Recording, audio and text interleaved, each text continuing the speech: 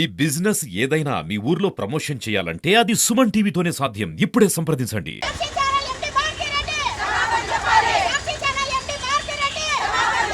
Welcome to Suman TV. This is Satyam Prasad. Amaravati పైన అనుచిత వ్యాఖ్యలు చేసిన వైసీపీ నాయకులు మాజీ సీఎం జగన్మోహన్ రెడ్డి మహిళలందరికీ కూడా క్షమాపణ చెప్పాలని చెప్పేసి ఈరోజు తెలుగుదేశం పార్టీ మహిళా నాయకుల తరఫున కోర్టు నుంచి గాంధీ విగ్రహం వరకు కూడా భారీ ఎత్తున ర్యాలీ నిర్వహిస్తున్నారు. ఇక్కడ మహిళా నాయకులు ఉన్నారు, వారిని అడిగి మరిన్ని వివరాలు తెలుసుకుందాం రండి. నమస్తే మేడం. నమస్తే అండి. ఇప్పుడు మీ డిమాండ్ ఏంటండి? సాక్షిలో మహిళల గురించి అసభ్యకరంగా మాట్లాడారు. నిన్న శ్రీనివాస్ గారికి సుప్రీంకోర్టు బెయిల్ ఇచ్చింది. ఏమని కండిషన్ మీద ఇచ్చింది, ఇలాంటి డిబేట్స్ పెట్టకూడదని. కానీ మన రాష్ట్ర చరిత్ర ఒకసారి తీసుకుంటే ఆనాడు మహాభారతంలో కౌరవులు ఆ రోజు ద్రౌపది దేవిని ఎట్లా అవమానించారు, వాళ్ళ నామరూపాలు లేకుండా యుద్ధం జరిగిపోయారు. అలాగే జగన్మోహన్ రెడ్డి కూడా వాళ్ళ పార్టీ ఛానల్ కూడా అలాగే నాశనం అయిపోతుంది. ఎందుకంటే మహిళలతో పెట్టుకున్న వాళ్ళు ఎవరు బాగుపడిన చరిత్ర కూడా లేదు. కండిషన్ బెయిల్ ఇస్తే అసలు నువ్వు మనిషివా లేకపోతే ఏంటి మాకు అర్థం కాలే. దానికేదో సంబరాలు చేసుకొని ఏదో చంద్రబాబు నాయుడుకి ఇది ఒక అమరావతి మీద ఒక చెంపదెబ్బ అంటున్నాడు. ఏంది అమరావతి అంటే? ఇది రాష్ట్ర ప్రజలందరికీ ఒక గర్భగుడి.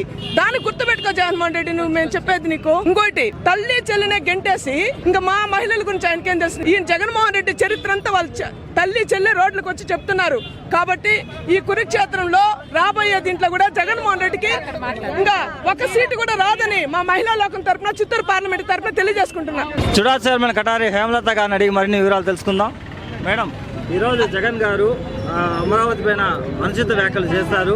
ఇదే నేపథ్యంలో కొమ్మినేని శ్రీనివాస్కి బెయిల్ ఇవ్వడం అనేది మీరు ఏ విధంగా చూస్తున్నారు? అందరికీ నమస్కారం అండి.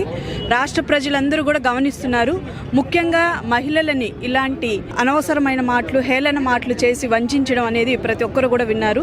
సో ఇలాంటి వాళ్ళని ఒక మాజీ ముఖ్యమంత్రిగా ఉండి ఖండించాల్సింది పోయి నీ ఛానల్లో పనిచేసే వ్యక్తికి నువ్వు మద్దతు ఇస్తూ ఆయన ఏదో మంచి వాక్యాలు మాట్లాడాడు, ఆయన వాళ్ళకి సపోర్ట్ చేయలేదు అన్నట్టు అనడం అనేది మేము తీవ్రంగా ఖండిస్తున్నాము. దాన్ని ఏదో వాళ్ళు విజయం సాధించినట్టు దాన్ని బట్టే అర్థమవుతుంది మహిళలకి వైఎస్ఆర్సీపీ ఇది పార్టీ అనేది ఎంతగా గౌరవం ఇస్తుందనేసి.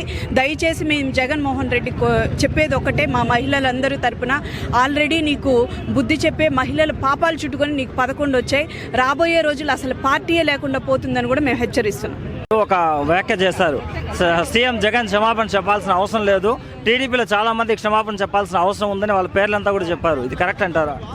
ఇది రాష్ట్ర ప్రజలే గమనిస్తున్నారు ఎవరు మహిళలకి క్షమాపణ చెప్పాలి అనేది. ఎందుకంటే అమరావతి అనేది ప్రతి ఒక్కరూ ఎంత ప్రతిష్టాత్మకంగా ఎంత గొప్పగా ఫీల్ అవుతున్నారు. అక్కడుండే మహిళల్ని అంత అవహేళనగా మాట్లాడి, మహిళలు అన్నాక ఎవరైనా మహిళలు, వాళ్ళ ఇంట్లో వాళ్ళైనా బయటైనా, అలాంటిది అమరావతి దగ్గర ఉండే మహిళల్ని అంత ఘోరంగా ఒక సాక్షి ఛానల్ అవమానించినా కూడా క్షమాపణ చెప్పనక్కర్లేదు అంటే అది రోజా గారు కూడా ఒక మహిళగా ఉండి అలా మాట్లాడచ్చా? ఆమెని ఆత్మ పరిశీలన చేసుకోవాలని కూడా మేము ప్రశ్నిస్తున్నాం.